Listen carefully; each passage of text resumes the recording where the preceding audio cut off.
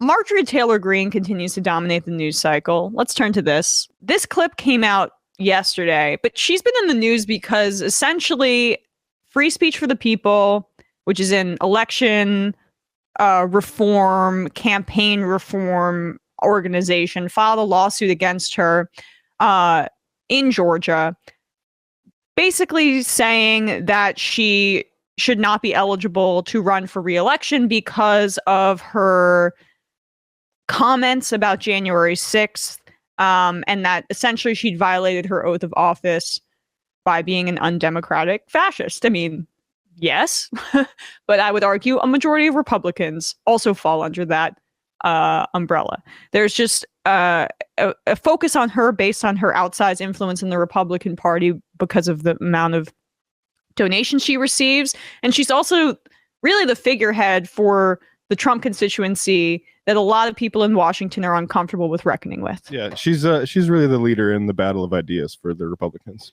100%. And so she's kind of instructive, honestly, because it's helpful to see her, because when you hear what the Republican base thinks when she speaks. And here's an example of this, where she was on with a Catholic activist speaking about religion and criticizing the church's roles of resettling undocumented immigrants and refugees in this country and helping them, I don't know, live a life that isn't marred by poverty and giving them food and shelter, things that churches are supposed to do. Marjorie Taylor Greene has a different take on that. What it is that Satan's controlling the church. The church is not doing its job, and it's not adhering to the teachings of Christ, and it's not adhering to what the Word of God says we're supposed to do and how we're supposed to live.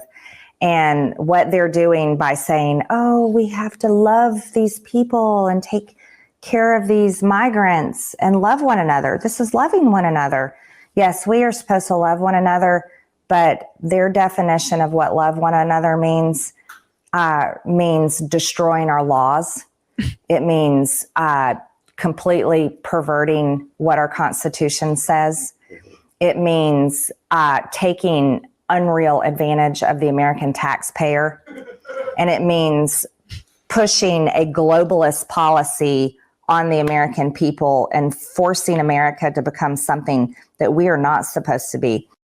Yes, Jesus famously railing against globalists. That was kind of his thing, right? I'd love to introduce Marjorie Taylor Greene to this carpenter from Nazareth, who is famously uncharitable. The book of Matthew, for which I'm named, actually. Oh, really? Indeed. Has a little phrase, a verse in it. For I was hungry and you gave me something to eat. I was thirsty and you gave me something to drink. I was a stranger and you invited me in. I mean, this woke stuff goes really way back to like the New Testament, I think. Honestly, I mean, that's how pervasive critical race theory is you just got to read between the lines, and you can find it particularly in the Old Testament. I mean, shout out to the globalists there. We all know what she's referring to. I mean, she's speaking with a Catholic host, so I think this is useful for him, honestly. Yep, the Gospel of Matthew was race Marxism. I mean, so again, we're not in the business of like bashing religion in and of itself, because as you see, conservatives like her are now just criticizing church leaders in general for being charitable to undocumented immigrants. And it's an indicator that the church is used for religious conservatives, evangelicals, as an extension of whiteness and white supremacy, as opposed to any like actual commitment to the principles. It's a part of an identity indicator. And, and for something like the Catholic Church, which does not just cater to white people, has a global sort of constituency, shall we say, that's why you see a lot of white Catholics in America say things like this, or be like, Pope Francis is the Antichrist, or something. Like, people literally go there. It's pretty wild. Like, I'm pretty sure I have family members.